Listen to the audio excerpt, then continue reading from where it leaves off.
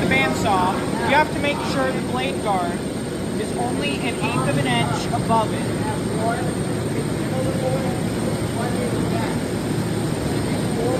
Once the blade guard is at the right height, make sure you tighten it all the way.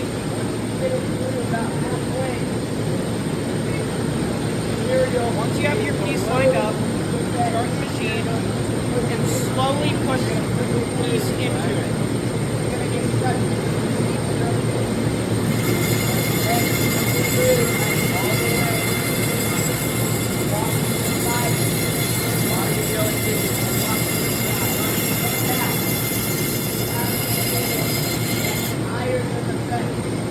Using relief cuts can make cutting up the work piece a lot easier.